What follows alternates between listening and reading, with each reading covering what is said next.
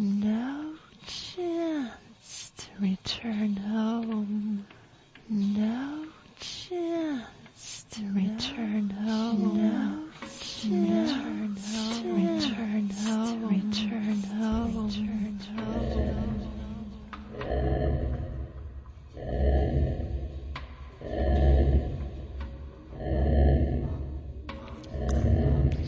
Bienvenidos a Misterios de las Noches Gallegas. Un programa presentado y dirigido por María Mar Marín Merino.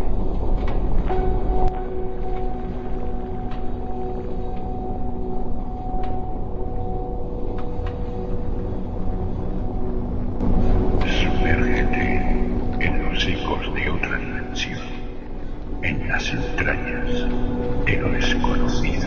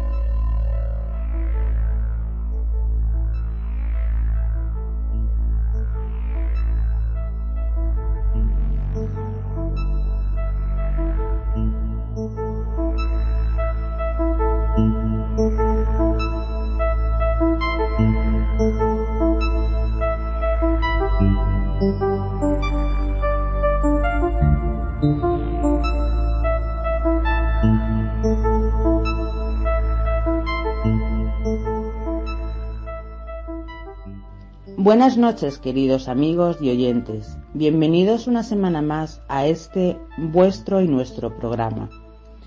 Esta noche tendremos dos ejes fundamentales, que es una investigación realizada en Zaragoza y la Santa Inquisición, pero contamos, cómo no, con todos nuestros compañeros y secciones habituales. Pues vamos con la temática que nos depara la noche, ahora que estamos ya todos recogiditos.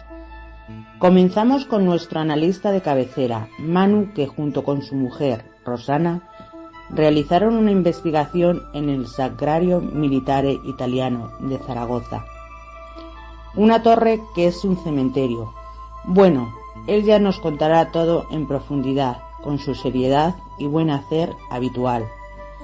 Continuamos y cruzamos el charco, porque somos, como sabéis, desde hace tiempo muy internacionales y nos vamos a Corrientes, Argentina. Allí tenemos a nuestro compañero José, que nos trae el apasionante tema de los viajes astrales. Y seguimos por tierras de América del Sur y nos trasladamos hasta Quito, Ecuador, donde el gran Mario, nuestro hombre de las leyendas ecuatorianas, nos trae esta vez el Duende de San Gerardo. Regresamos de nuevo a nuestra casa, Galicia, con el hombre leyendas Antonio, que ya nos mete en el tema espigoso de la Santa Inquisición, y esta vez no como leyenda, sino como un caso real de un proceso inquisitorial a una meiga gallega. Seguimos nuestro apasionante viaje ya con la noche cerrada sobre nosotros y nos trasladamos a la Comunidad Valenciana y más concretamente a Valencia, donde nos espera nuestra nueva compañera Nuria, que nos hace un recorrido por la historia de la Santa Inquisición en su tierra valenciana. Y terminamos con servidora, vuestra amiga María Mar, que os hago un recorrido por las torturas e instrumentos, por desgracia, utilizados por la Santa Inquisición.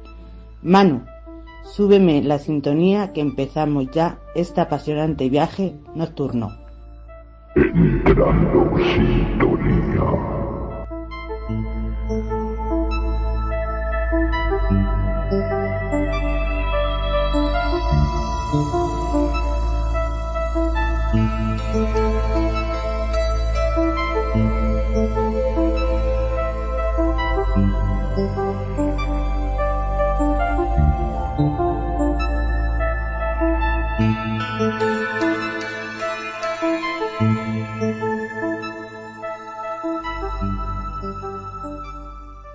Bien, amigos y oyentes, antes de presentar al siguiente compañero, de todos conocido, quiero comentar que Misterios Galicia es un grupo multidisciplinar y con propia movilidad, pese a estar afincados en Galicia.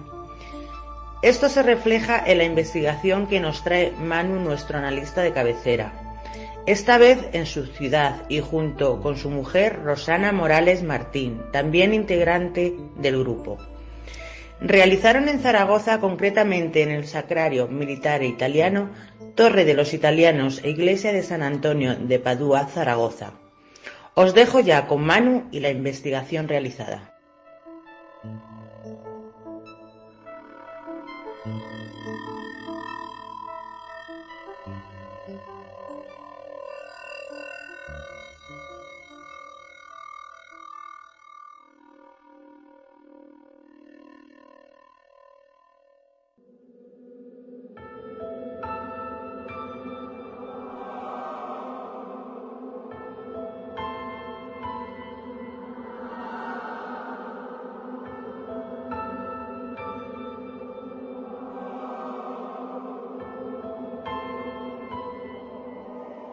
Muy buenas noches, mis queridos amigos y oyentes de Misterios de las Noches Gallegas.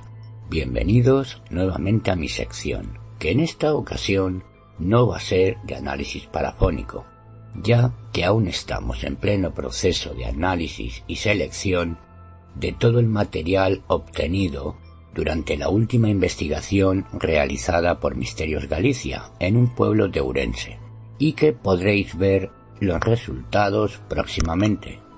Bien, queridos amigos, en esta ocasión os voy a contar algunos datos sobre una investigación que realicé para Misterios Galicia en el Sacrario Militare Italiano de Zaragoza, o como la suelen llamar por aquí, la Torre de los Italianos.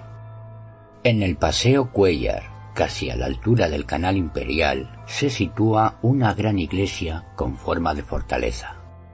Es la iglesia de San Antonio de Padua, con su gran torre.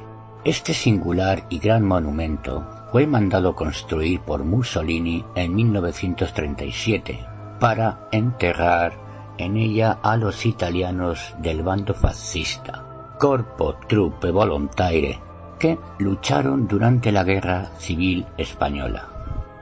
Tras el fin del conflicto, acabó siendo cementerio tanto para los que apoyaban a Franco como para los que defendían a la República. Pocas semanas después del alzamiento de Francisco Franco en julio de 1936, Benito Mussolini ya mandó los primeros soldados italianos a combatir en España. Como bien escribe Ignacio Martínez de Pisón en la novela Dientes de leche, entre aquellos soldados eran pocos, y siempre los más jóvenes, quienes se habían alistado para servir al Duce y extender los ideales del fascio. También había quienes iban engañados, les habían asegurado que los enviaban a Abisinia, un destino tranquilo, y ahora descubrían que los llevaban a una guerra. Durante la guerra llegaron a España unos 80.000 soldados italianos. Desembarcaron en Cádiz y pronto se asombraban de las carnicerías que protagonizaban los nacionales, a los que ellos mismos defendían en el frente. Solo en la batalla de Guadalajara perdieron la vida 350 militares italianos. Durante todo el conflicto, unos 4.000 se dejarían la vida en España. De ellos, casi 3.000 están enterrados en la Torre Osario del Paseo de Cuéllar de la capital aragonesa. Subir las rampas de la torre, entre ese mar de muertos italianos y de recuerdos, os aseguro que pone la piel de gallina. Leer las notas de los familiares, ver las flores dejadas con amor o las viejas fotografías, es una sensación compleja de describir. Y a la vista de la ciudad desde el punto más alto de este cementerio en vertical es más que interesante. Junto a la torre se puede observar una pequeña puerta en la que se lee la palabra museo. No se puede visitar, pero allí los padres capuchinos que custodian la torre guardan también los objetos personales que pudieron ser recuperados de los fallecidos en la contienda española.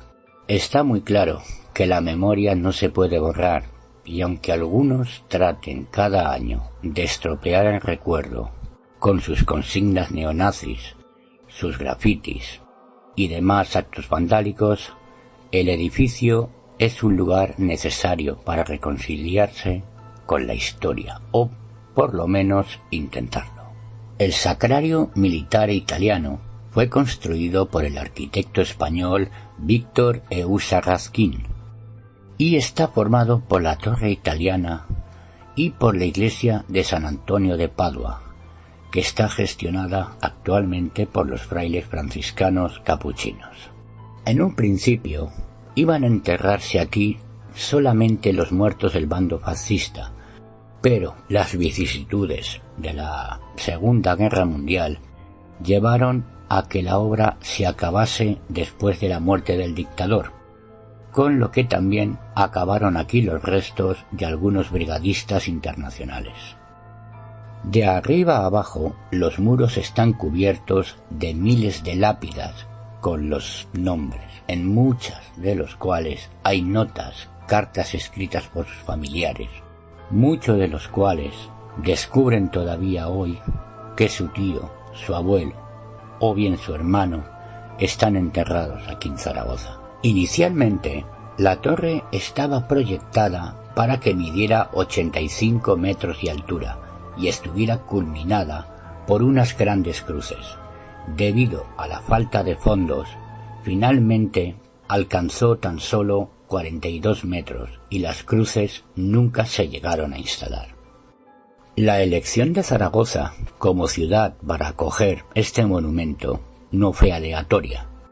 Se decidió por la ubicación de la ciudad y por llevar el nombre de uno de los grandes emperadores romanos. Actualmente, todo este conjunto es propiedad del gobierno italiano y por lo tanto se considera suelo italiano, de ahí que haya un pedazo de Italia en el corazón de Zaragoza. Es el tercer mausoleo militar italiano más grande del mundo, por el número de sepulturas que alberga en su interior, y es que en la torre se encuentran los restos mortales de 2.889 italianos. Por una rampa se puede ascender a los 42 metros de la torre, a cuyos lados se encuentran las tumbas de los caídos con sus nombres. También se recuerda a los 546 brigadistas italianos que fallecieron defendiendo la Segunda República Española.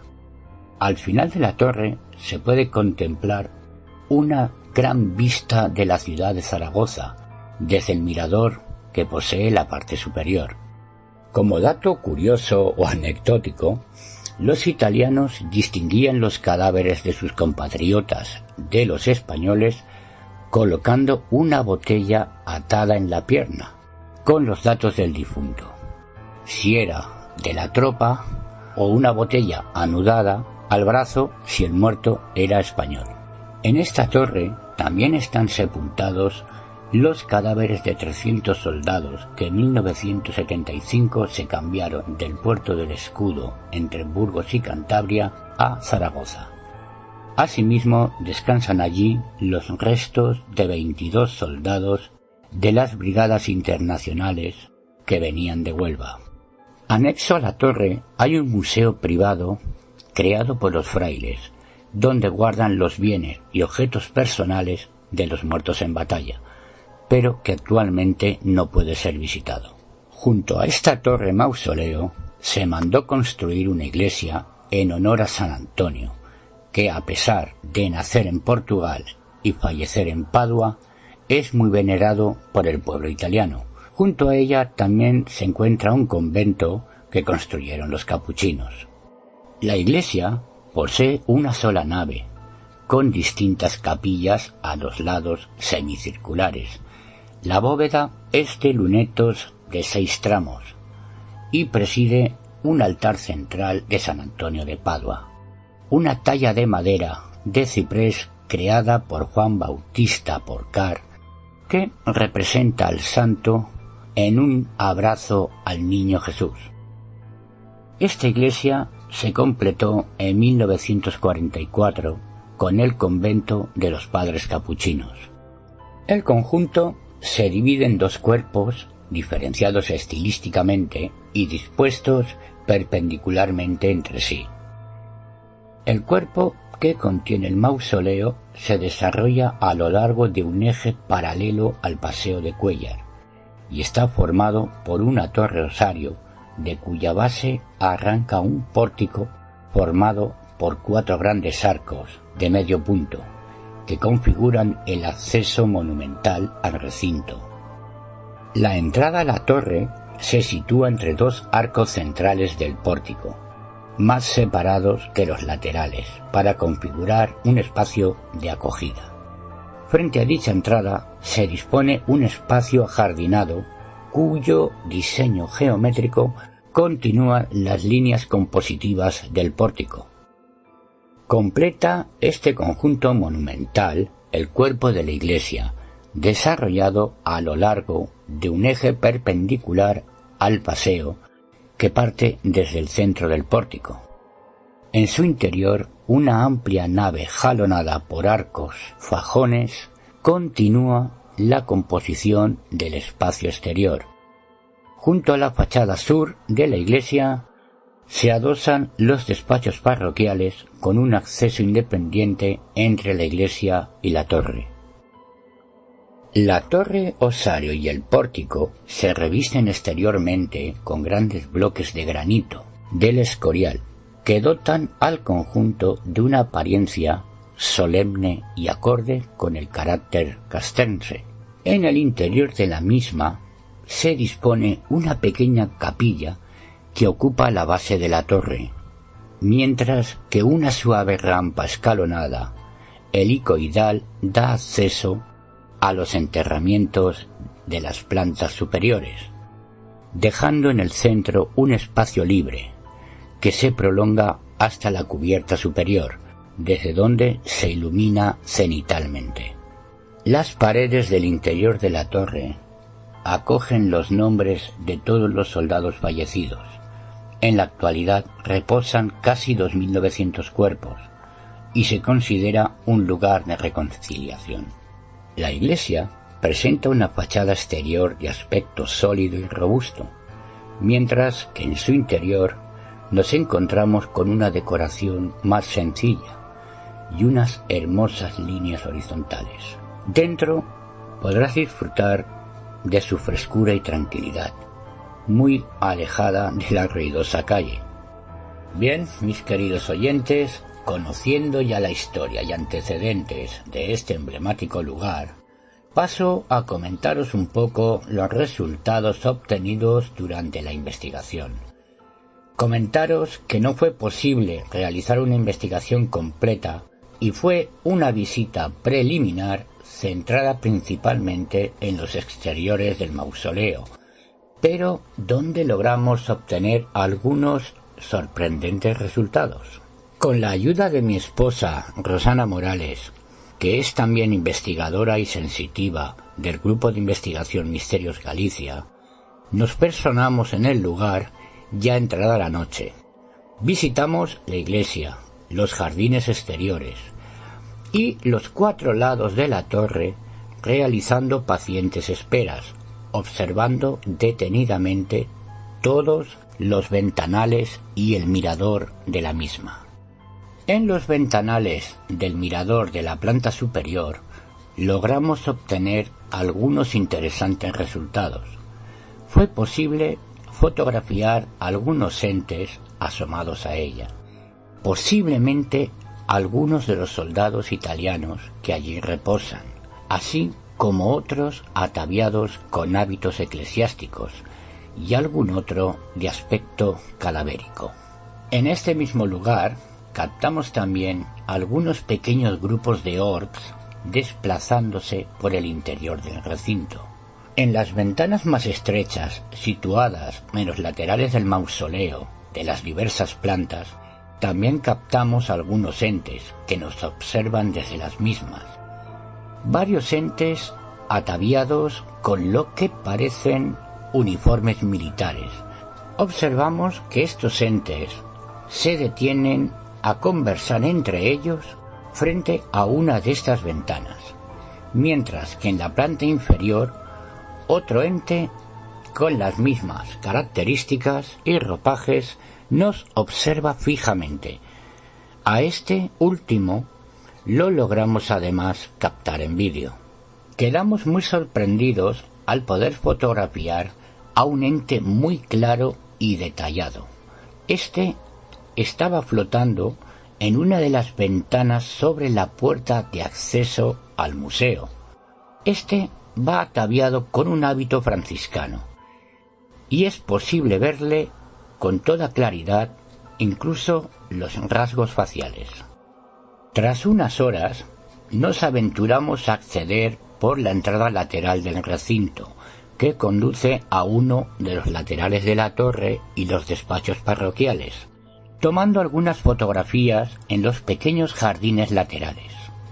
Inicialmente pensábamos que no había ningún resultado positivo y salimos del lugar. Pero ¿cuál fue nuestra sorpresa al llegar a casa y analizar las imágenes obtenidas? Que en este lugar la cámara captó dos imágenes de un fraile de cuerpo entero que estaba en los jardines pegado a la fachada del edificio, que nos observa a unos escasos 3 metros de nosotros. La cámara lo logró captar en varias poses distintas. En una parece observarnos con los brazos cruzados y en otra con sus manos en posición de oración. Debo señalar que durante estos días de invierno, nada más empezar a caer la noche, el mausoleo permanece cerrado al público, ya que no cuenta con un sistema de iluminación interior y puede ser peligroso. Solo unos focos iluminan el exterior del mismo durante la noche, por lo cual sabemos con toda certeza que nadie se encontraba deambulando por su interior durante la investigación. Bien, mis queridos oyentes, como siempre una imagen vale más que 1000 palabras, os invito a disfrutar de la investigación completa y con mucho más detalle, que la podéis encontrar en el apartado de investigaciones de nuestra página web oficial, que es la siguiente: misteriosgalicia6te.net.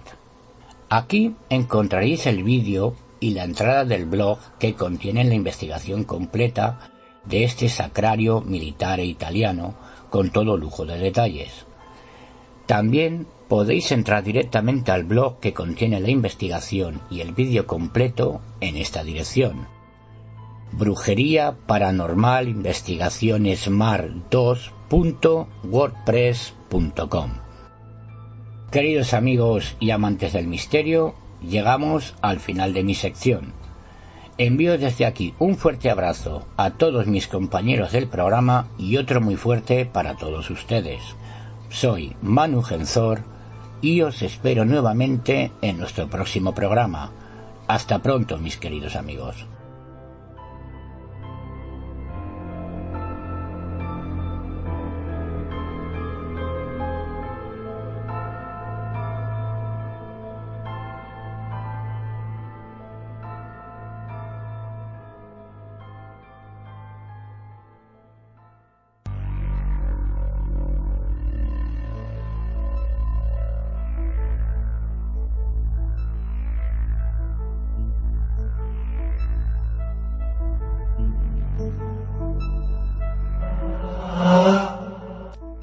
Estáis escuchando Misterios de las Noches Gallegas. Podéis seguirnos en nuestra web oficial misteriosgalicia.6te.net y ahora también en KM0 Radio. Todos los viernes a las 22 horas en km0radio.es.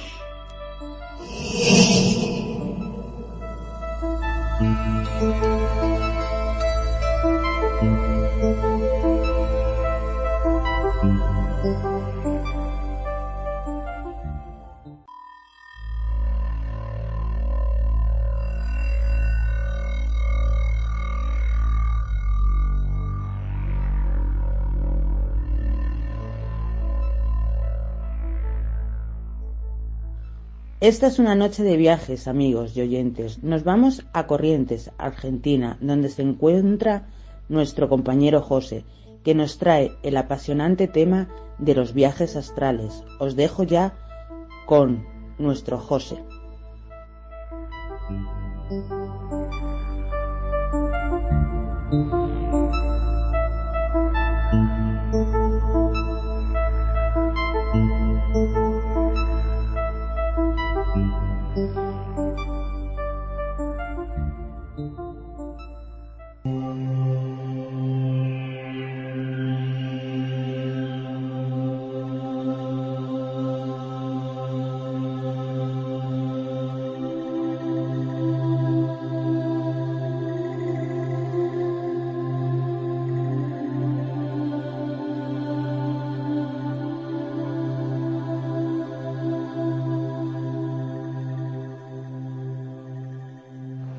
¿Qué tal, queridos amigos? Nuevamente en contacto con ustedes para hoy tratar un tema muy interesante.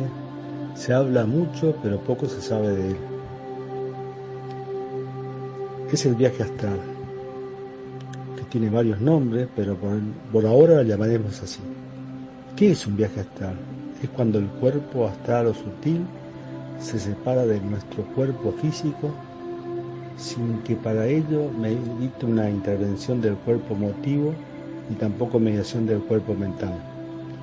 Si bien el estado mental se hace libre para la interpretación.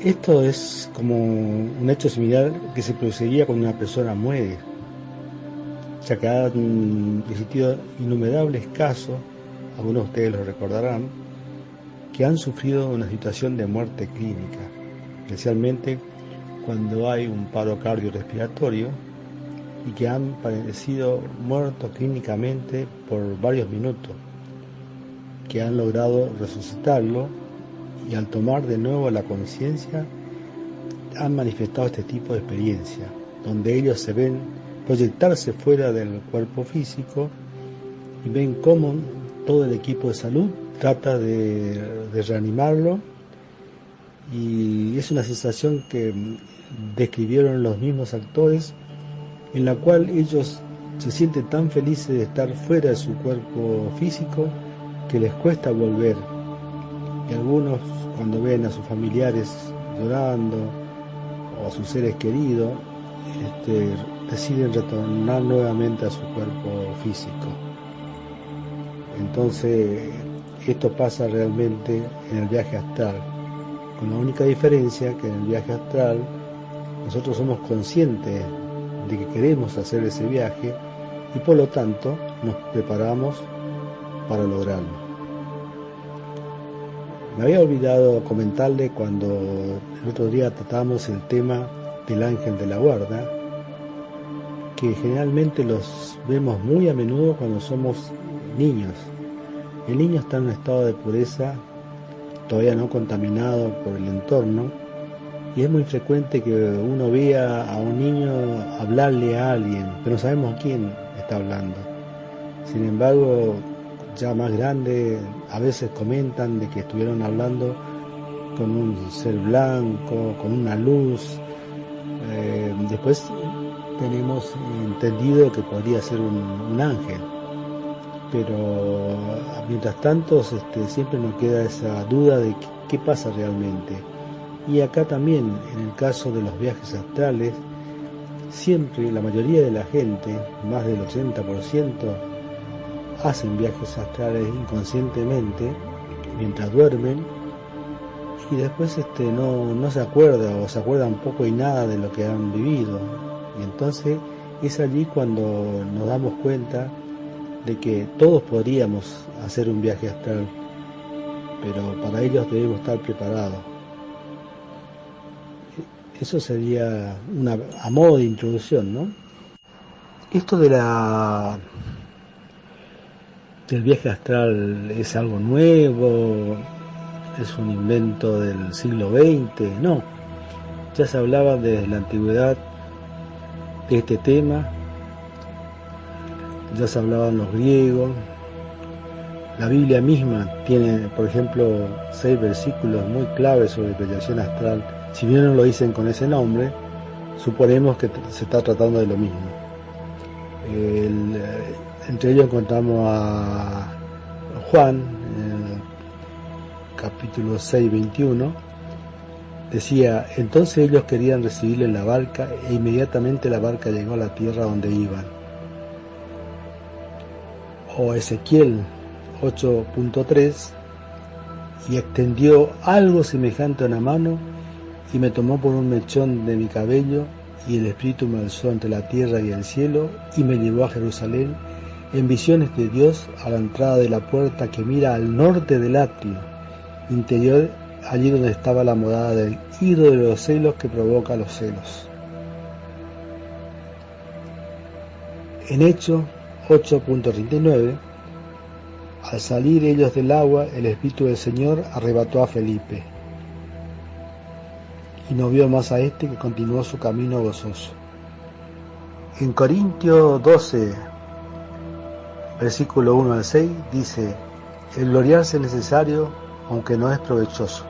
Pasaré entonces a las visiones y revelaciones del Señor. Conozco a un hombre en Cristo que hace 14 años, no sé si en el cuerpo, no sé si fuera del cuerpo, Dios lo sabrá, él tal fue arrebatado hasta el tercer cielo, y conozco a tal hombre, si en el cuerpo o fuera del cuerpo, no lo sé, Dios lo sabrá. En Corintios 12, versículos 2 al 4, decía: sabéis que, cuando erais paganos, de una manera u otra erais arrastrados hacia los ídolos mudos. Por tanto os hago saber que nadie, hablando por el Espíritu de Dios, dice: Jesús es anatema, y nadie puede decir: Jesús es el Señor, excepto por el Espíritu Santo.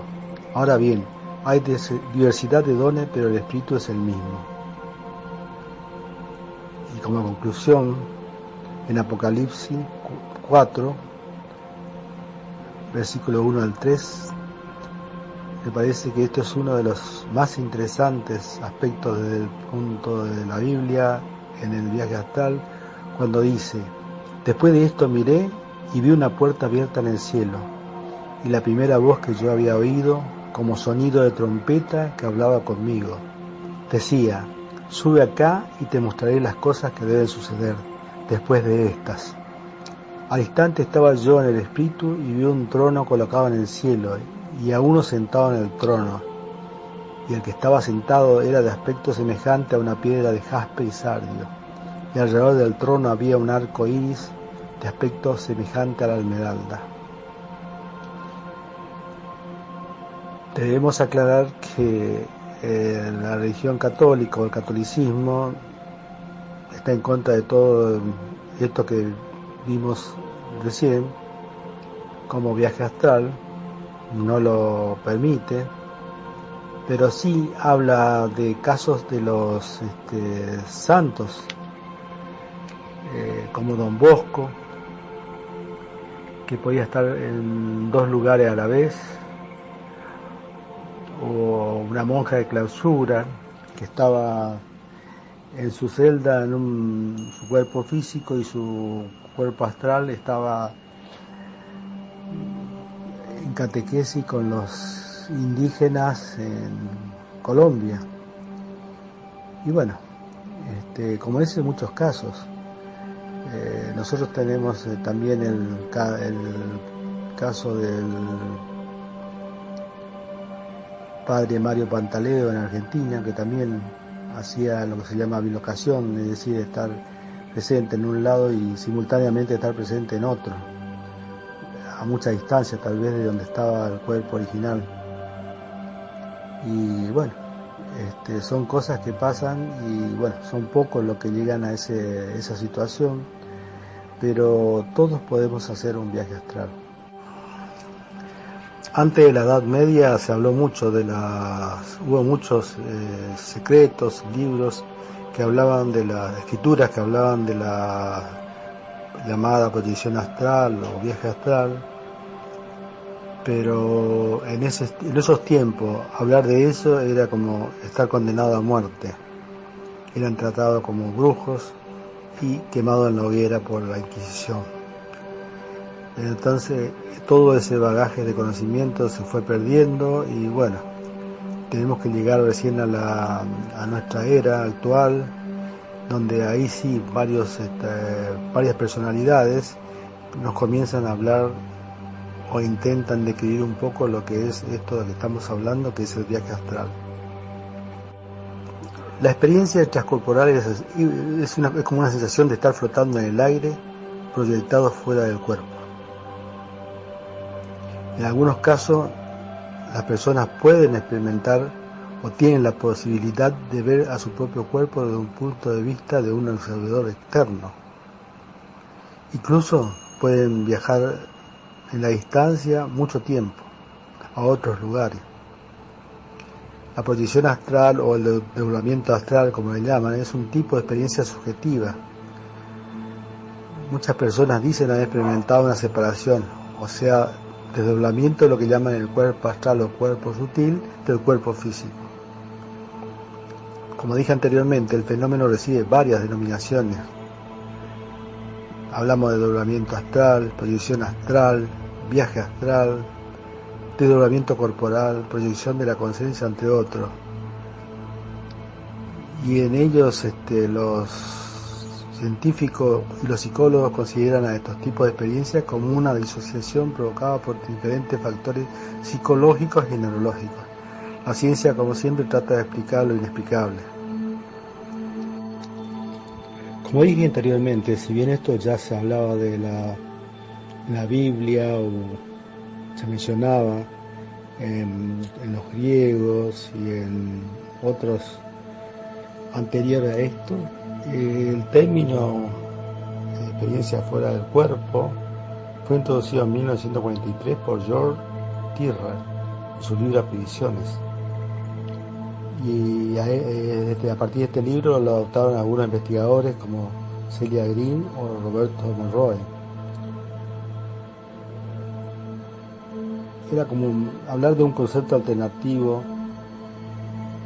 ajeno a los prejuicios acerca de esta creencia y no poniendo etiquetas tales como proyección astral, viaje del alma, senda espiritual, como llamaban los hindúes. Aunque estos pragmáticamente se distancian de conceptos problemáticos que rozan el punto de vista científico, como el alma o el espíritu. Los científicos saben muy poco sobre estos fenómenos de las experiencias extracorporales. Trataron de recrearlo en laboratorio con estudios de estimulación de ciertas partes del cerebro humano, pero no han llegado a conclusiones muy favorables. O sea que tenemos que tener en cuenta que 1 de cada 10 personas ha experimentado una o más veces una experiencia fuera del cuerpo a lo largo de su vida. Lo que pasa generalmente es que debido a la vorágine que pasamos en estos días, estamos tan cansados, agotados, estresados, que muy pocas veces recordamos en totalidad lo que vivimos durante un viaje astral. Que muchos lo hacemos sin saber que estamos haciendo un viaje astral, justamente, por no saber del tema. Otros también hablan de los casos de la experiencia cercana a la muerte, donde descubrieron detalles que ellos no sabían que lo tenían desde que nacieron.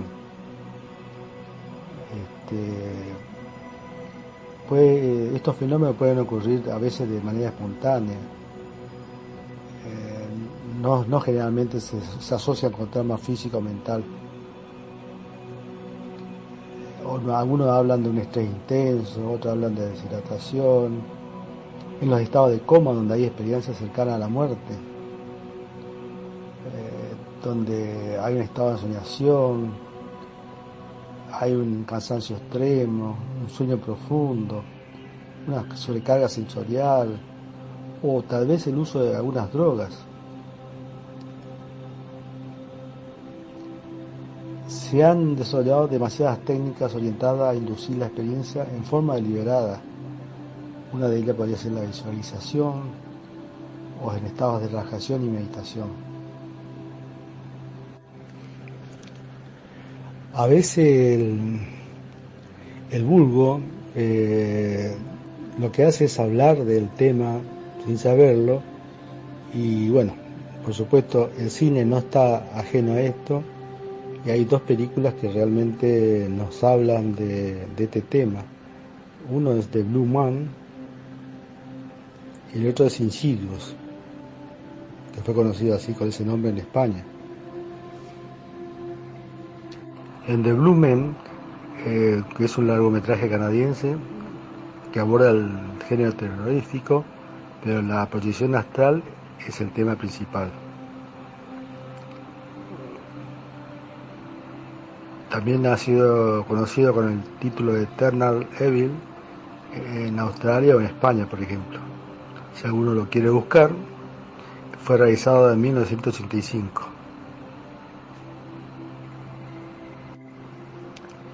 Insidio o La Noche del Demonio en Hispanoamérica o Insidious en España también es una película de terror sobrenatural del año 2010 y allí también nos habla de la dimensión astral, de los fantasmas que quieren habitar el cuerpo de una persona. Se estrenó en el año 2011 y bueno, serían las dos principales películas que hablan de este tema que estamos tratando hoy. Como dijimos anteriormente, el viaje astral es la separación del cuerpo físico del cuerpo astral. Esta separación sería como muy similar a la muerte. Como dijimos anteriormente, en el caso de muchas personas que han permanecido muertas clínicamente durante algunos minutos y lo han experimentado conscientemente. Pero como dijimos, lo podemos experimentar de forma espontánea, cuando uno está perfectamente despierto, sin proponérselo siquiera, mientras otros se pasan la vida buscando en vano dicha experiencia. Y a lo mejor lo consiguen después de ayunar y meditar durante años, en una potente proyección mental, pero tardan demasiado. Acá durante un viaje astral las limitaciones físicas se superan. Las personas pueden desplazarse lentamente por el espacio, irse a otras latitudes, conocer lugares que nunca pensaron que podía existir, o tal vez ir a otros planetas y visitar seres de otras galaxias, cuando no encontrarse con personas que ya han fallecido, seres queridos. Cuando el otro día hablábamos del tema de la reencarnación, me olvidé comentarle, no sé si lo llegué a nombrar, pero es una película brasileña cuyo título original es No Solar, o sea, Nuestro Hogar, y allí también nos habla de cómo las personas cuando mueren van y se encuentran con seres queridos, con personas que no tienen maldad. Sería como entrar al paraíso. Bueno, acá en el tema del viaje astral pasaría lo mismo, es decir, podemos encontrarnos con personas que a veces son desagradables, pero son los casos muy, muy contados, es decir, las personas que realizan este viaje lo han comentado y generalmente siempre es más positivo los logros en el viaje astral que encontrarse con personas indeseables, larvas o personas demoníacas que existen en el astral.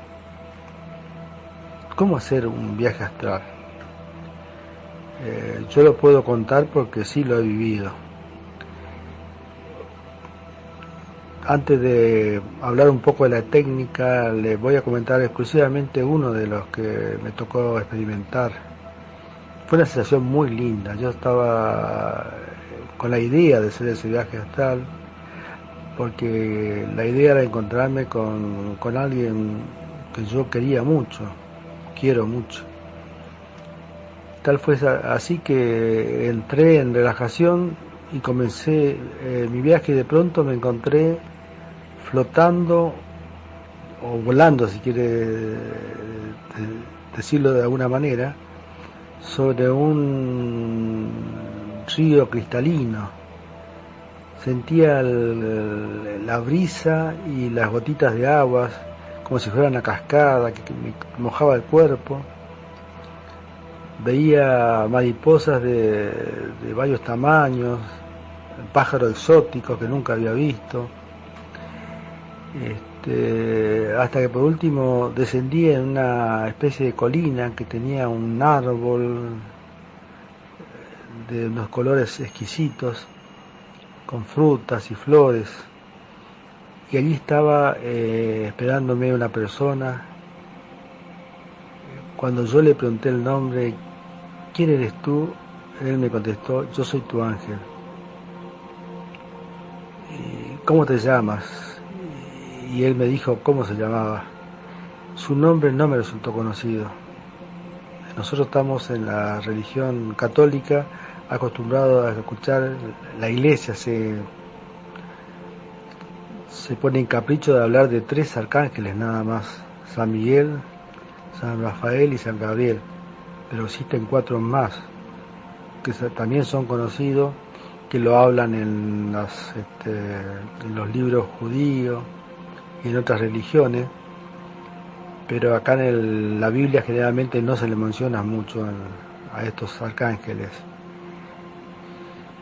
Y bueno, estuve teniendo una larga charla con él, y después me despedí y amablemente desapareció, y yo retomé mi camino de vuelta y estuve nuevamente en mi cama, y no podía dejar de pensar quién era ese arcángel que tanto me había impactado con los consejos que me había dado. Fui a ver a un sacerdote amigo en su capilla, y a primera impresión, cuando entro, veo un vitral, un vitró, no sé cómo lo llaman en España, en el altar, que era iluminado por la luz de la mañana, y me impactó esa figura. ¿Por qué? Porque esa figura era la que yo había visto, con la que yo estuve hablando. Entonces le dije a mi amigo el sacerdote,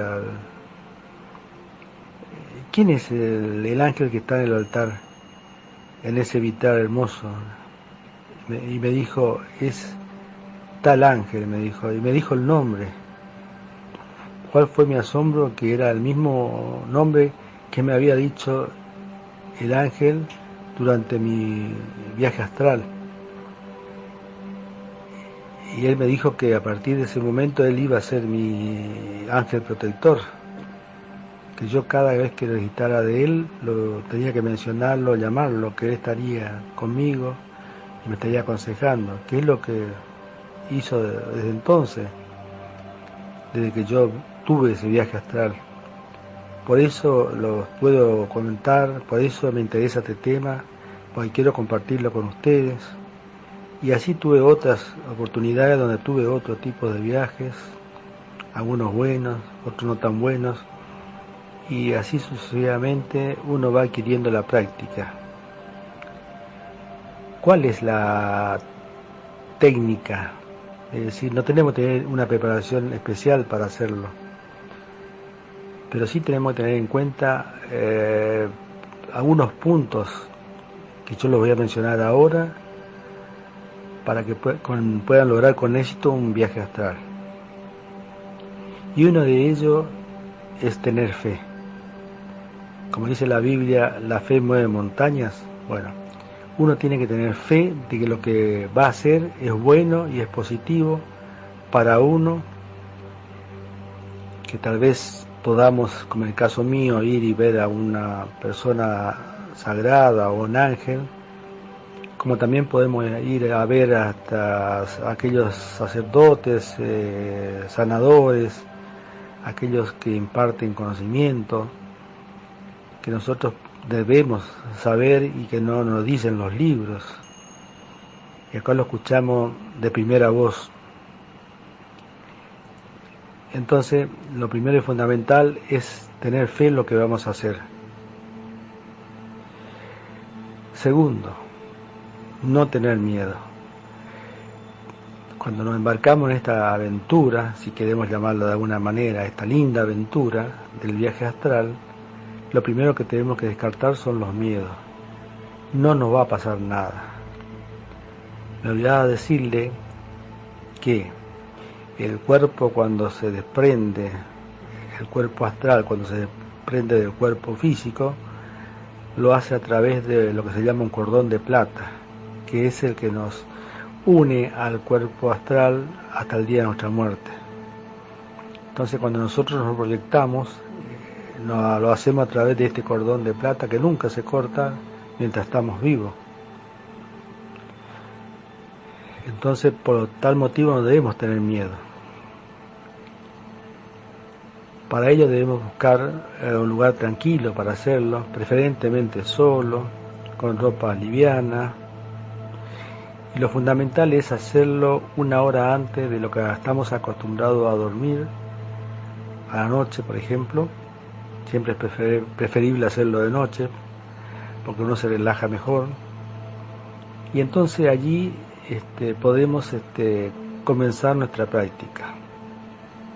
Entonces lo que tenemos que descartar son los miedos. Con los miedos no vamos a ninguna parte.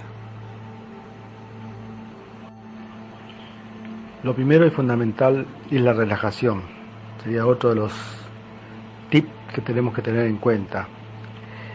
Debemos estar relajados, como le dije anteriormente, con ropa liviana. Algunos acostumbran a darse un baño previamente. Podemos estar desnudos si las condiciones nos permiten. Estar limpio de cuerpo y alma para comenzar este hermoso viaje. Nos acostamos en decúbito dorsal en la cama, es decir, de espalda, mirando el techo. Si podemos, buscamos un punto en común, una pequeña lámpara prendida. Podemos ponerle un reloj para que podamos retornar a una determinada hora. Generalmente el cuerpo mismo trae de vuelta al cuerpo astral. Uno tiene que ir con un propósito en este viaje astral, es decir, ¿qué quiero ver? Quiero ver nuevos paraísos, quiero ver nuevas aventuras, quiero tener nuevos conocimientos, quiero saber cómo puedo sanar una enfermedad determinada. Tratar de buscar un pretexto como para poder hacer este viaje. No tiene que ser un pretexto ambicioso, tiene que ser algo coherente, tangible, que podamos medirlo, que podemos comprobarlo, y así ese sería otro de los tips que tenemos que tener en cuenta.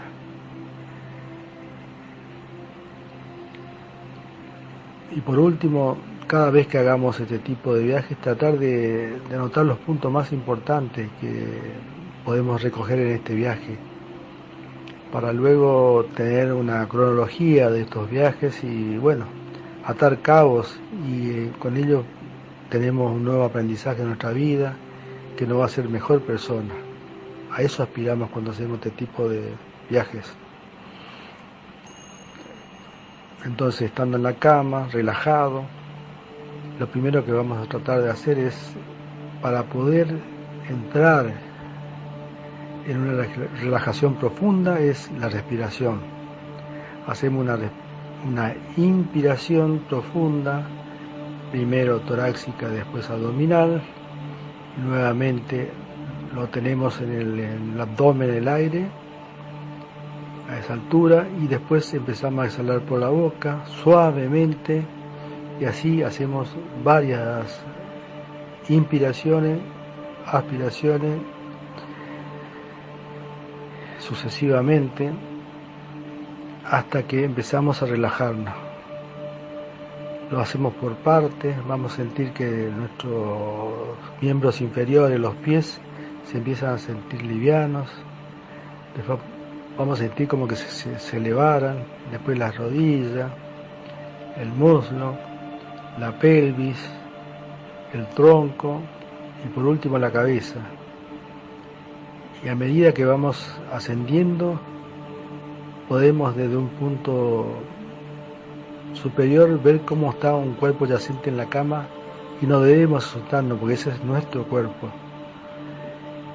Y bueno, si queremos podemos andar por la casa, o si no, no hay paredes, no hay techos que nos impidan cruzarnos de un lado a otro, y así sucesivamente ir recorriendo la casa o comenzar nuestro viaje, es decir, ir a ver a personas que queremos mucho, a personas que pueden estar enfermas, a darle una palabra de aliento, y así sucesivamente. Y después, cuando creemos conveniente, volvemos. Y así es este tema del viaje astral. No es nada extraordinario. Lo importante es que no nos desesperemos. Otra de las cosas, de estos tips que le di, que no debemos apurarnos. No se hace un viaje astral de un día para otro. Algunos lo podrán hacer, pero son pocos. Otros tardan mucho, pero generalmente tardan porque son muy apresurados. Entonces lo importante es hacerlo calmadamente y en silencio, con la paz del alma y el espíritu, y emprender nuestro viaje. Van a ver que con el tiempo se van a acordar de mí y me van a decir que esto que estuvieron escuchando ahora tal vez en este momento no le parezca interesante, pero en la medida que ustedes lo ponen en práctica van a coincidir conmigo tal vez que esto es lo más maravilloso que pudiera pasar. No tengan miedo, es lo fundamental.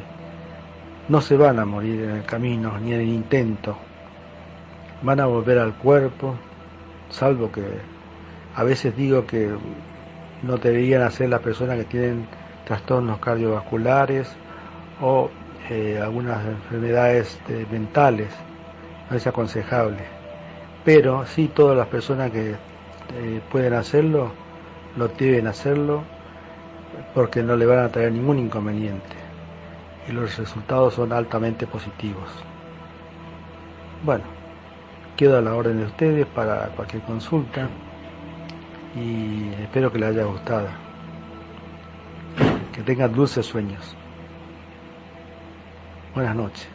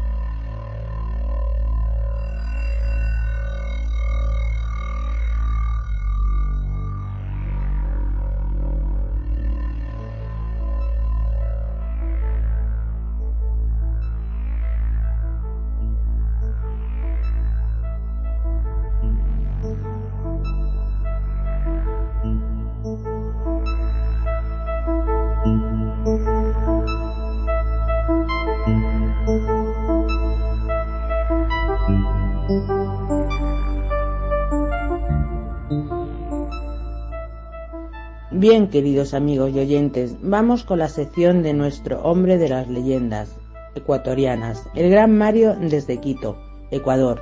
Nos trae con su peculiar y genial estilo de siempre al duende de San Gerardo. No, si ya vamos a pasar miedo ya, como siempre nos pasa con Mario. Os dejo pues con él.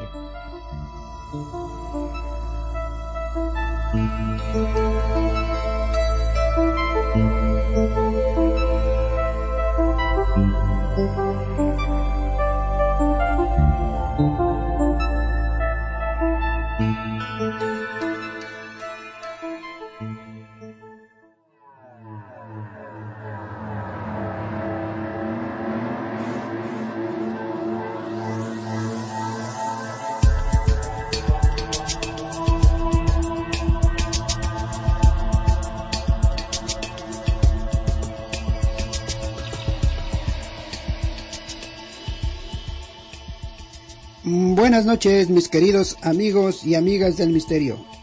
Soy Mario Edwin, el hombre de las leyendas ecuatorianas.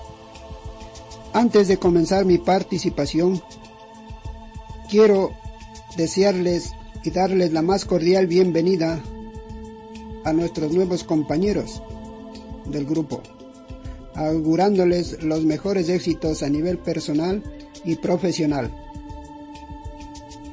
Como ya saben, nuestros incondicionales seguidores, durante estos programas les he narrado leyendas relacionadas a la ciudad de Quito.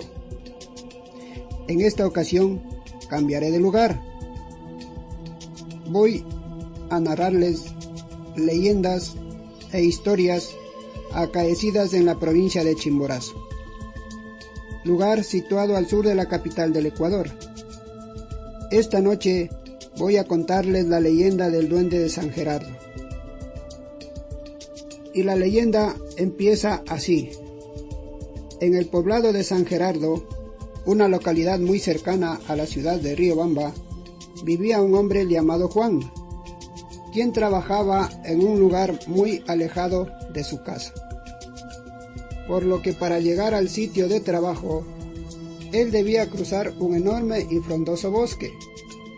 Por esta razón, él salía de su casa antes de las 8 de la mañana y luego de caminar unas horas llegaba a su destino y empezaba sus labores diarias, mismas que las ejecutaba hasta pasadas las 8 de la noche, hora en la que regresaba cansado a su hogar.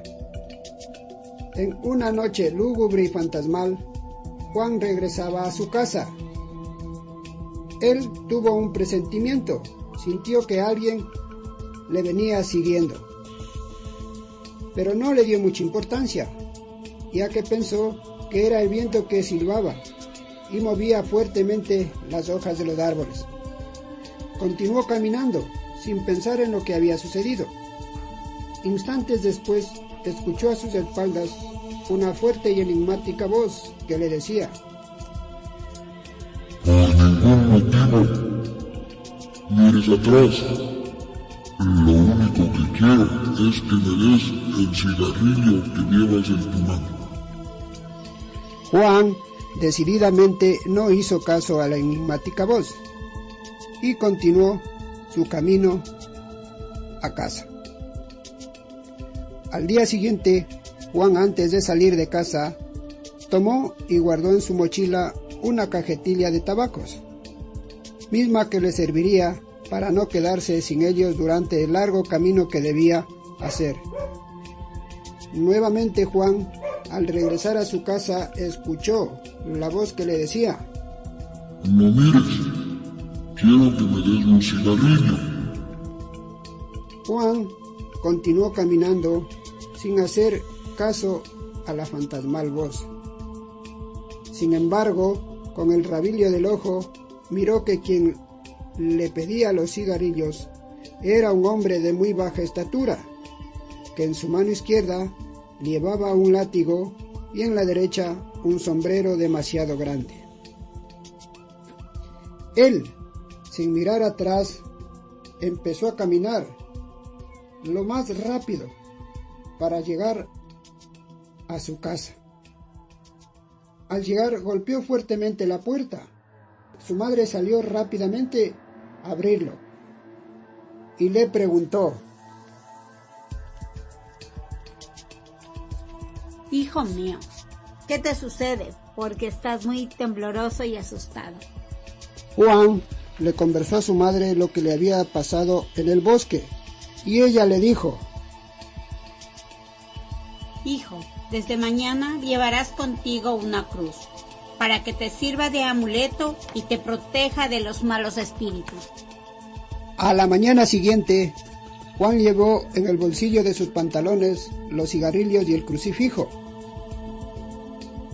Pero en esta ocasión, que Juan regresaba a su casa, el hombrecillo no le pidió cigarrillos, sino que empezó a darle de latigazos fuertemente por la espalda. El dolor que Juan sentía por los azotes que recibía eran insoportables, y sin pensarlo dos veces, se armó de valor. Tomó la cruz que llevaba en el bolsillo entre sus manos y le enseñó al enano. Instantáneamente el hombrecillo desapareció. A partir de ese día nunca más se volvió a ver al duende en el camino que Juan hacía diariamente. Sin embargo, cuentan los habitantes de este pueblo que existían muchas y muchas historias sobre el duende de San Gerardo. Gracias, amigos y amigas oyentes. Espero que esta leyenda les haya gustado. Hasta la próxima, mis queridos e incondicionales amigos. Para cualquier inquietud, escríbanme a nuestra página web.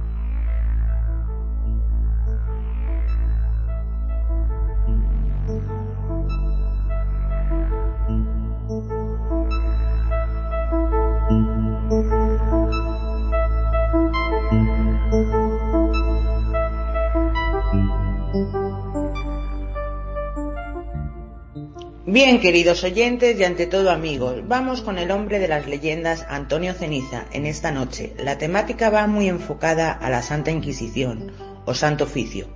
Antonio nos habla del proceso inquisitorial contra la meiga Magdalena das Pereiras. Esto no es una leyenda, por desgracia, es muy real. Os dejo pues con mi compañero que tira de legajos de su hemeroteca gallega para hablarnos de este proceso inquisitorial.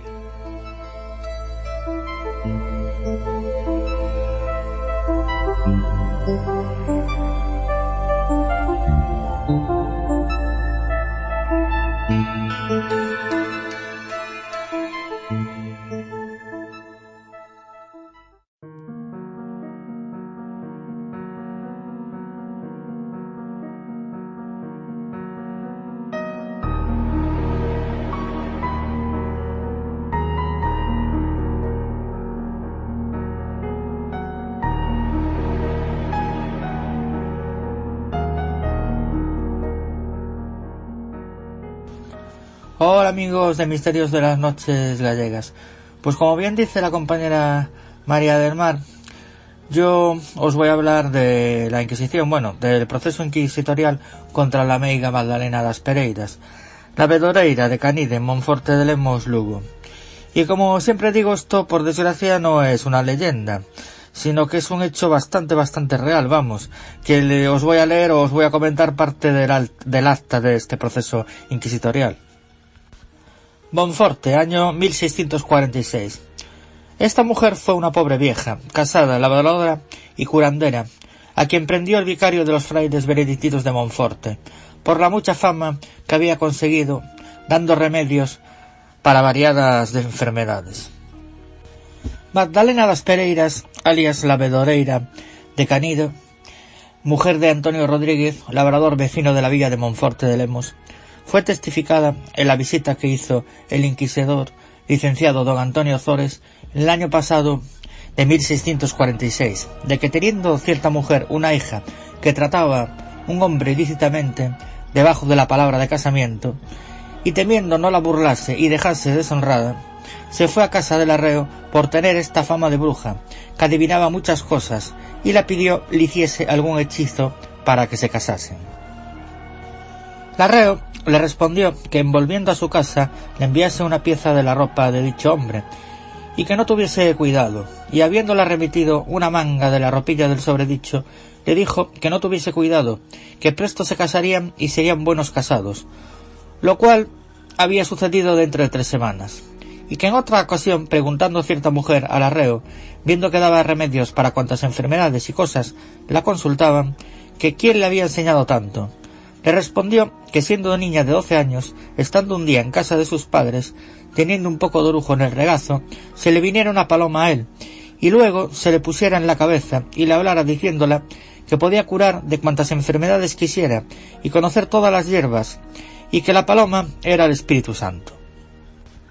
Y que viniendo cierto labrador a comunicarle las enfermedades de otras personas, por ser público daba remedios a cuanto se lo pedían, le preguntó al arreo si traía alguna pieza de la ropa de ellos, y que era forzoso le trajera de cada uno de ellos o cinta o petrina o otra cosa que era por donde se había de conocer la enfermedad, y trayéndole luego la petrina del uno y un harapo de la camisa del otro y la faja de otro, hizo la arrea a todos los objetos unas cruces y mandó poner a cada enfermo lo que era suyo, ceñido, y habiéndoselo hecho no sanaron, y dicho hombre volvió a consultar dicha Bedoreira, a la cual halló llorosa porque decía la quería aprender cierto comisario, como vicario de los frailes benedictos de Monforte, y consolándola, ella le respondió que no la podían hacer ningún agravio, sino porque adivinaba, y que habiendo faltado un salero de plata sobredorado a cierta persona, el conde de Lemos, teniendo noticia que el arreo adivinaba y daba noticia de cosas perdidas, le envió a preguntar por un criado, quién se lo había hurtado, y le envió 2 reales, y en el medio tiempo que fue el dicho mozo a preguntárselo, la persona a quien le faltaba, no dice quién, pero debía de ser el cocinero mayordomo del conde, fue a un arca donde tenía castañas, y lo halló allí, y habiendo venido de mozo y preguntándole qué le había dicho la bruja, respondió que le dijera que el salero estaba en el arca de castañas, lo que era así. Sin que decirle dónde estaba, le había hecho aguardar un día y una noche, y habiéndole pedido remedio para un ama que había perdido la leche, le mandó comer pan y cebollas, con lo cual le había vuelto en abundancia. Que a cuanto estaba remedio les hacía esperar un día y una noche, que habiendo faltado un poco de ropa de vestir a unas mozas de servicio, preguntándole a la Bedoreira quién se la había hurtado, le respondió no quería decirles cosa ninguna, porque habiendo hurtado al conde de Lemos un poco de plata de su aparador, porque descubrió quién le había llevado, el conde le había mandado no usase de aquel trato.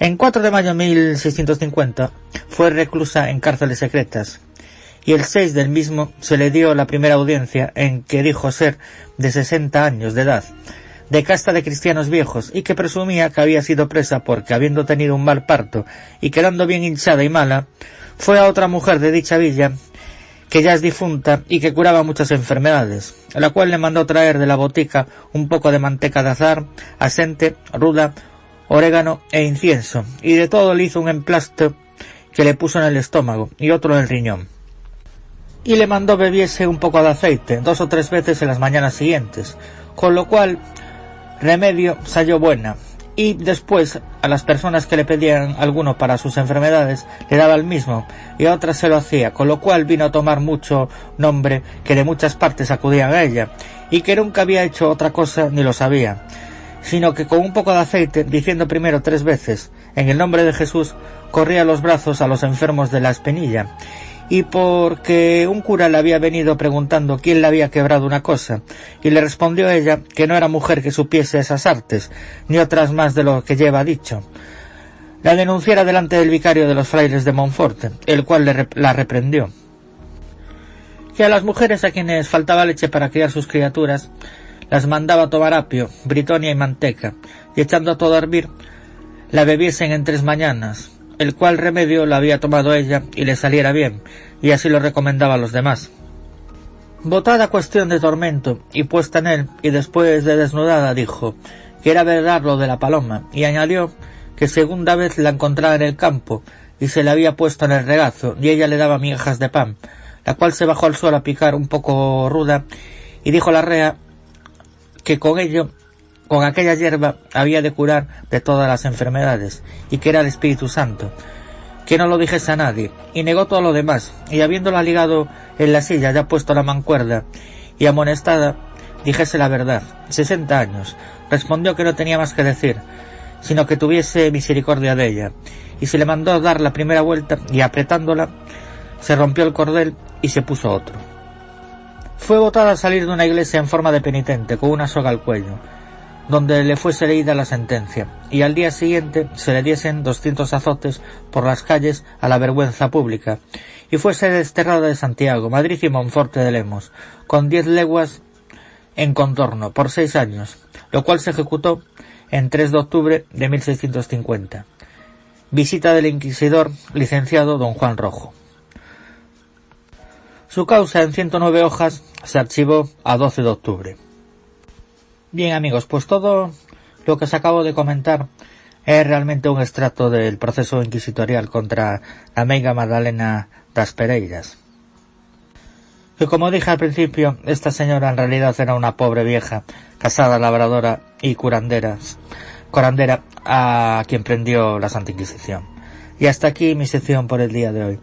Recordaros que me podéis encontrar en los blogs Misterios Leyendas de Galicia y Asturias.wordpress.com, en el blog leyendasdelmundoceniza.blogspot.com, en el blog leyendasceniza.wordpress.com, en mi página web antonioceniza.6te.net y como no, en la página web del grupo de investigación Misterios Galicia, que es misteriosgalicia.6te.net.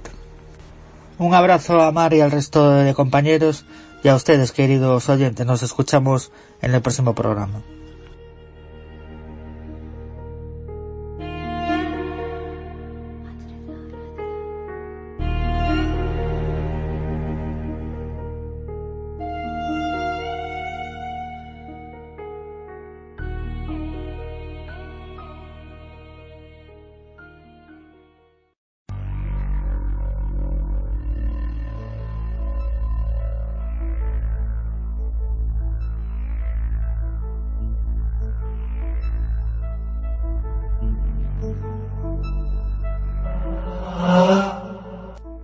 Estáis escuchando Misterios de las Noches Gallegas.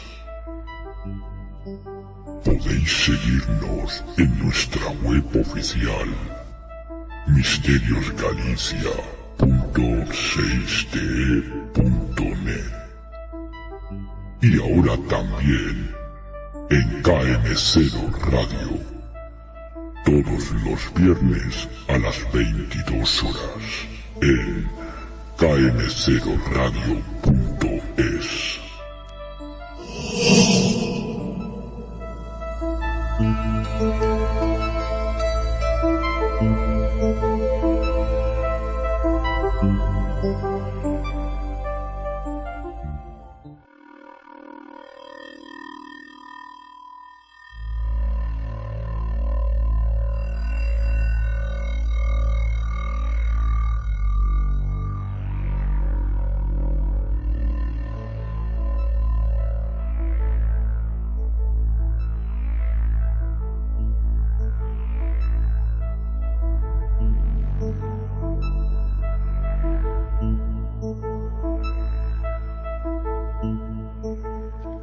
Bien, queridos amigos y oyentes, vamos ahora con la nueva incorporación a Misterios de las Noches Gallegas. Se trata de Núria Marimón Genís, valenciana investigadora de campo, con una trayectoria impecable en el mundo del misterio. Ella nos acerca a la panorámica de la antigua Santa Inquisición en su comunidad natal, Valencia. Os dejo ya con su interesante exposición.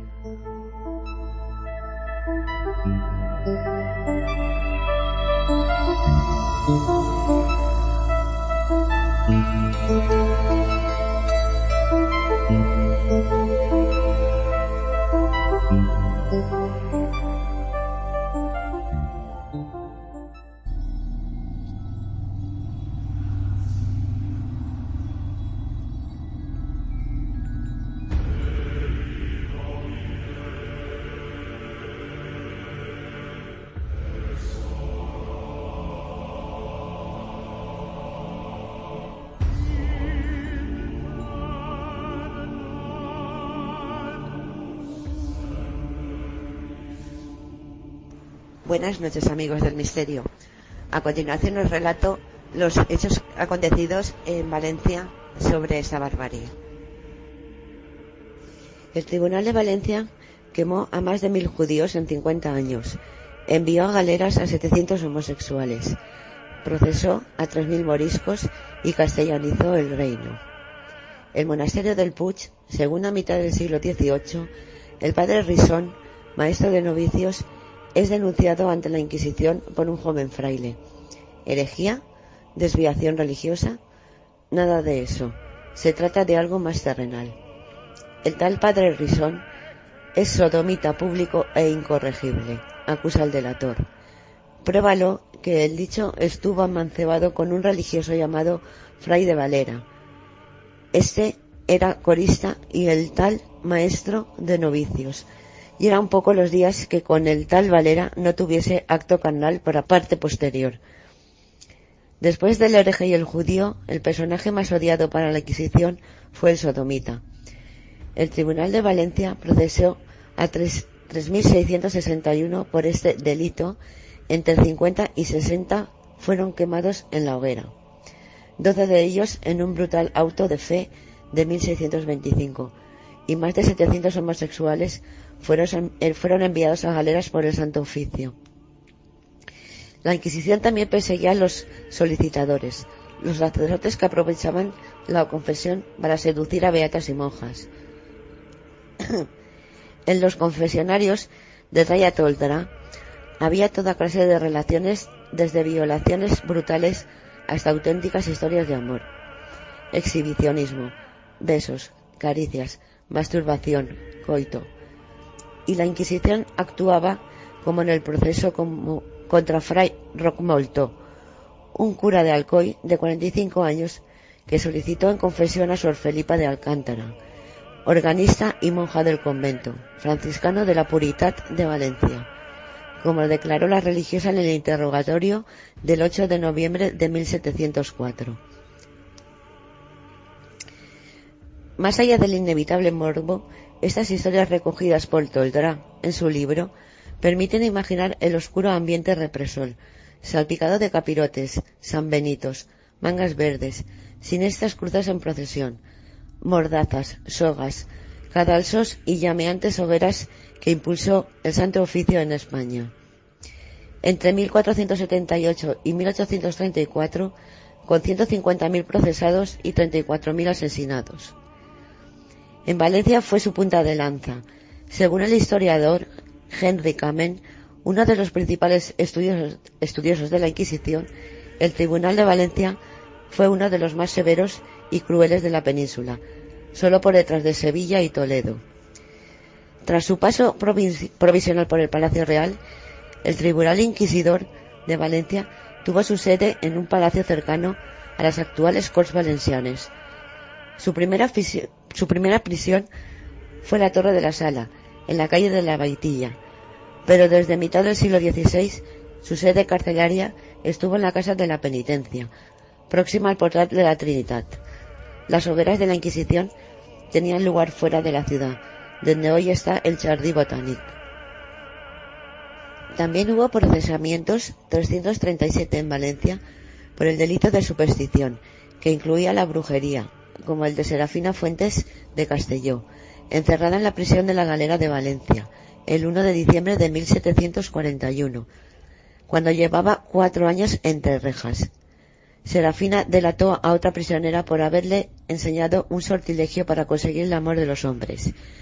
Así era el régimen de terror impuesto por la Inquisición, y todo ello, como titula Toldrá, en nombre de Dios.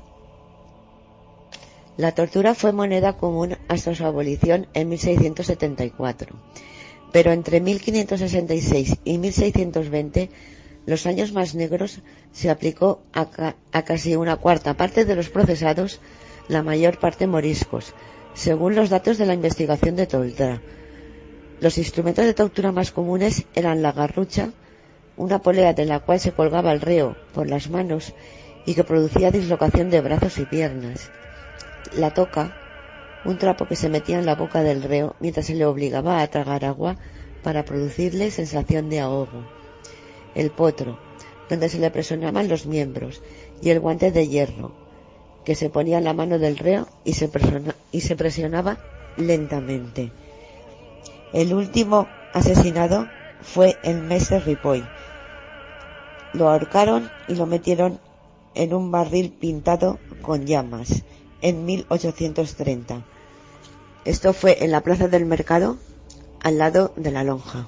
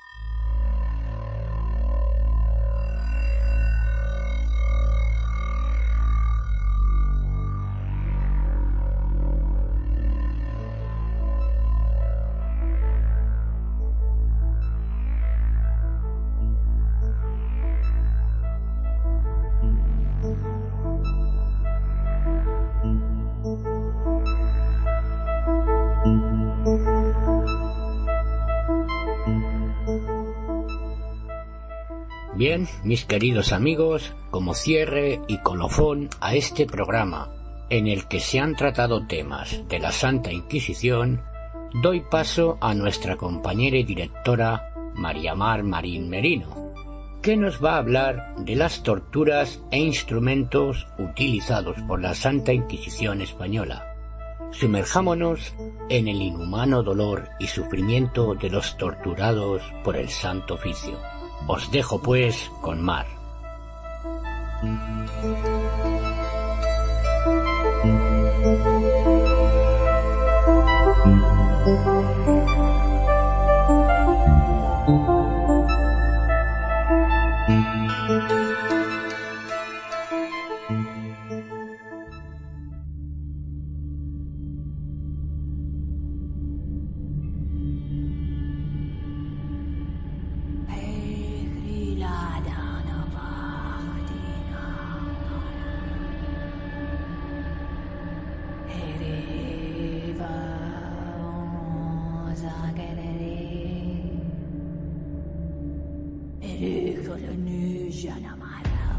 Buenas noches, amigos y oyentes de Misterios de las Noches Gallegas. Esta noche os voy a hablar del interesante tema de las torturas e instrumentos de la Santa Inquisición o Santo Oficio. Sobre la Inquisición española reinaba una leyenda negra procedente del exterior, especialmente del mundo anglosajón. En esta época justicia y tortura iban de la mano, y todos los tribunales utilizaban la tortura para lograr confesiones a veces muy poco veraces. Los veredictos del Santo Oficio, la crueldad que empleaban con muchos condenados y la pesadilla que supuso para los que lograron escapar eran perseguidos por brujos o brujas. El Santo Oficio llegaba a utilizar instrumentos que hoy en día, al verlos, sientes un frío helador de pensar lo que hacía la Santa Inquisición con estos instrumentos. La Santa Doncella. Esta especie de ataúd vertical con rostro femenino debía aterrorizar nada más mirarlo. En su interior se alojaba un montón de clavos de hierros puntiagudos que se clavaban en diferentes partes del cuerpo. El aplastacabezas. El condenado o condenada apoyaba la barbilla en la base y la cabeza quedaba encajada en el casquete. Los verdugos hacían girar el tornillo causando primero rotura de dientes y mandíbula. El torturador seguía apretando el tornillo, podía llegar a destrozar el cráneo de la víctima. El potro de tortura era el más conocido, se colocaba boca arriba en esta tabla en la que eran atados de pies y manos y se estiraban sus extremidades mediante una polea hasta dislocarlas. Tormento de agua. Obligaban a las personas a beber cubetas llenas de agua. La cantidad era aproximadamente de 10 litros continuos. El torturador se ayudaba de un embudo y le impedía respirar a la víctima. Su estómago no aguantaba más y después de sufrir tanto, explotaban. La garrucha era uno de los instrumentos de tortura más recurrentes. Consistía en atar por la espalda las manos del acusado, ponerle peso extra en los pies y colgarlo con una polea por las muñecas. Cuando estaba lo más arriba posible, lo dejaban caer sin que tocara el suelo. Normalmente los brazos se les dislocaban. Y por último, os hablaré de la cuna de Judas, una adaptación mucho más violenta que la anterior. Ataban a las víctimas por las muñecas, las levantaban con una polea y después las dejaban caer sobre una pirámide muy puntiaguda. Estos son algunos métodos de la Santa Inquisición. Utilizaba para torturar, según ellos, a brujas, meigas, curanderas, etcétera, etcétera. ¿Realmente estas personas merecían estas brutales torturas? Creo que no. Pero amigos y oyentes, eran otros tiempos en lo que ir en contra del Santo Oficio era pena de muerte.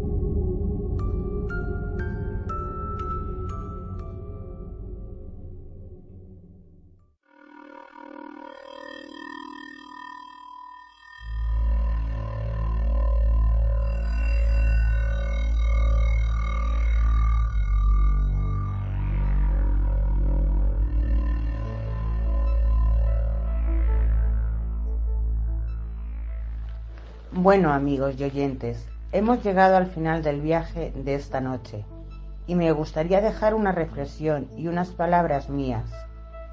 De todos he sabido que la Santa Inquisición castigó, torturó y quemó a muchos inocentes.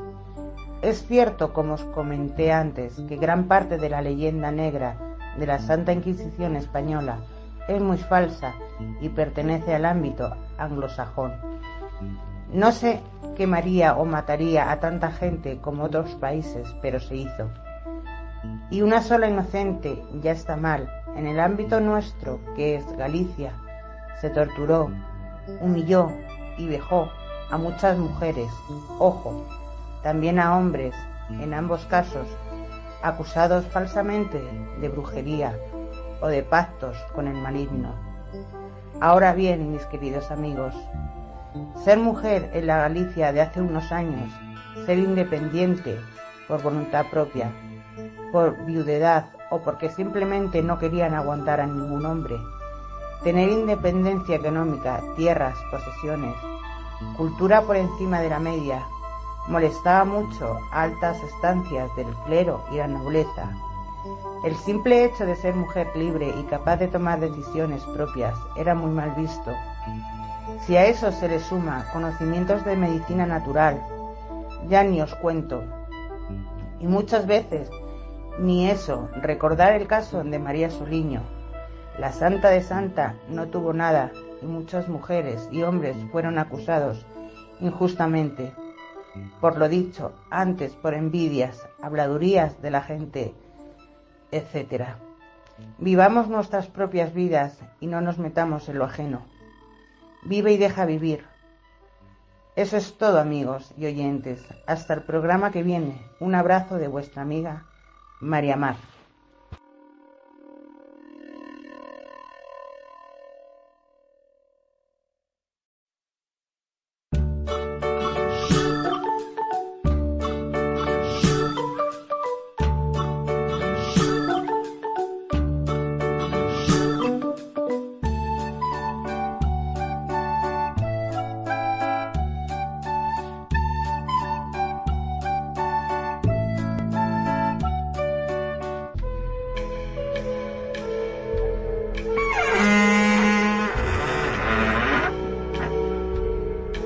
Eso es todo, amigos.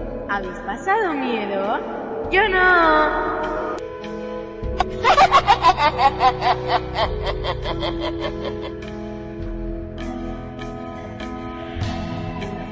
Hasta el próximo programa, amigos.